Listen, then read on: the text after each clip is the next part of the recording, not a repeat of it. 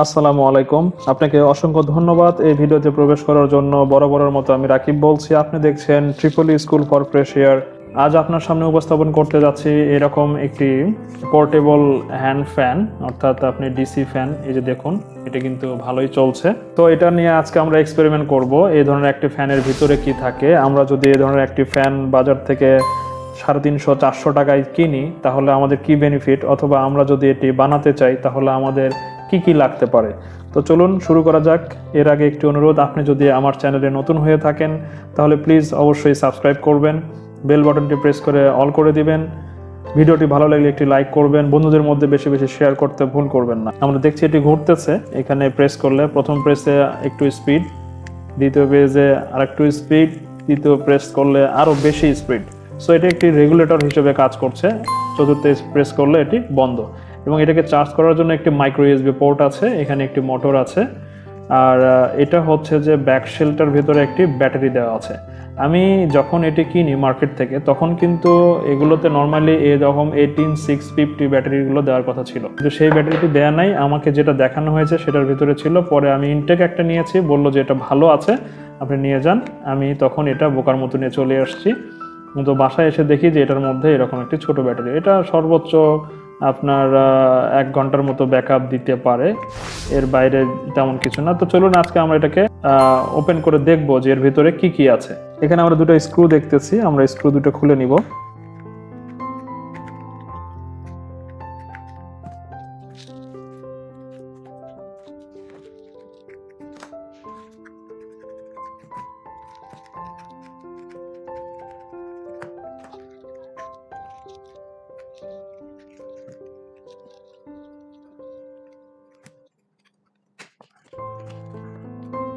বন্ধুরা দেখুন, এটি খোলা কিন্তু খুবই সহজ। এর ভিতরে একটি প্রোফাইলার দেওয়া আছে, এই যে এটা আমি খুলে নিলাম। এরপরে এই যে দেখুন, এখানে কিন্তু একটি বিএমএস সার্কিট দেওয়া আছে এবং এটার মধ্যে একটি রেগুলেটর বসানো আছে। এই যে তেমন কিছু নেই, আর এখানে শুধু একটি মোটর বসানো আছে। এই যে মোটরটি বসানো আছে।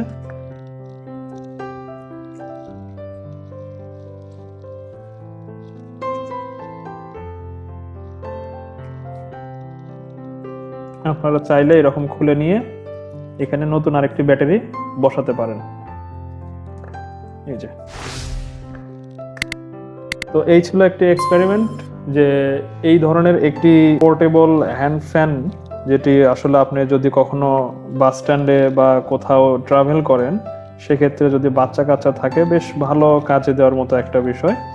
কিন্তু এটার দাম, এই ব্যাটারির দাম কত হতে পারে আর এই ফ্রেমের দাম কত হতে পারে? এই যে 360 টাকা এটার মতো দাম নিয়েছে, সো এটা কেন নিল আসলে আমি বুঝলাম না। যাই হোক, বাংলাদেশ বলে কথা, আর এটা আমি কিনেছি ফুটপাত থেকে। এটা আসলে খুব যে বেশি আহামরি যে সেটাও না, আমি ওরকম ভাবে মনে করেই কিনেছি। তো আমি চাইলে এরকম, আমার কাছে আরেকটি প্রোফাইলার আছে, আমি চাইলে এই ধরনের এখানে একটি প্রোফাইলার লাগাই দিতে পারি। এই যে তাতেও কিন্তু, সরি আমি তো ব্যাটারি খুলে রেখেছি, ব্যাটারিটা কানেক্ট করতে হবে।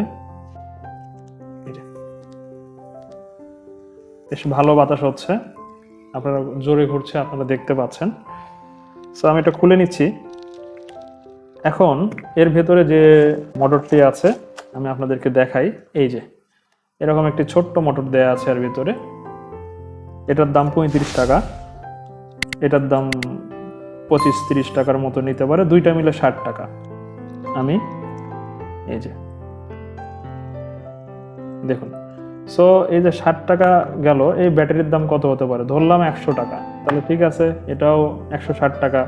এই সব কিছু মিলে এটার দাম ধরলাম 30 টাকা বা 50 টাকায় ধরলাম, তো কত? 200 টাকা। এই প্লাস্টিকটুকুর দাম 200 টাকা।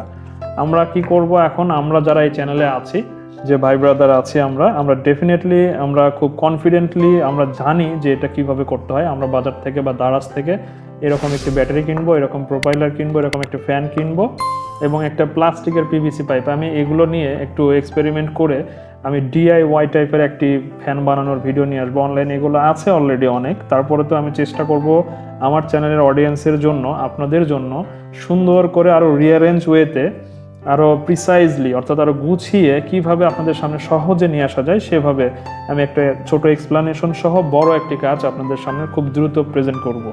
সো এই ছিল অবস্থা। এখন আমরা এটাকে আবার অ্যাসেম্বল করে ফেলি, যেটা যেখানে ছিল সেটা সেখানে লাগিয়ে ফেলি। ওকে, এটাকে আমি লাগিয়ে দিলাম। দেখুন, এরপরে এটাকে এদিক দিয়ে ঢুকিয়ে নেবেন, মানে যেভাবে খুলেছেন সেভাবে লাগিয়ে ফেলবেন আর কি। বাট এগুলো তো প্লাস্টিক, খুবই সাবধানে খুলতে হয়, আপনারা একটু প্লিজ সাবধানে খুলে নেবেন। দেখুন, এখান থেকে খোলার পরে কিন্তু পুরো সকেটটাই আমার হাতে উঠে চলে এসছে। এটাকে এখন দেখে বসিয়ে দিতে হবে। এই যে এত ভালো চাইনিজ। সো যাই হোক, কাজে দিচ্ছে, এটাই সবচেয়ে বড় বিষয়। এই যে এখানে কিন্তু এই যে লকগুলো আছে, খুব সাবধানে খুলবেন এবং সাবধানে লাগাবেন যদি আপনারা এরকম বাসায় থাকে এক্সপেরিমেন্ট করতে চান। আসলে এগুলো ফিক্স কোনো প্রাইস না, আমি দেখেছি এক এক জায়গায় এক এক রকম প্রাইসে বিক্রি হয়। আমি আবার স্ক্রুগুলো লাগিয়ে দিচ্ছি।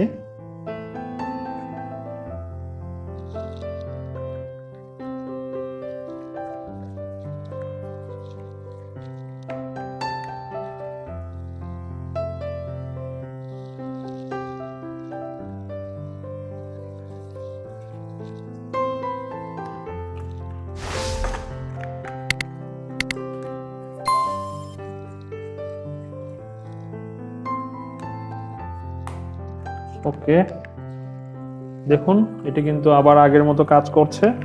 এই যে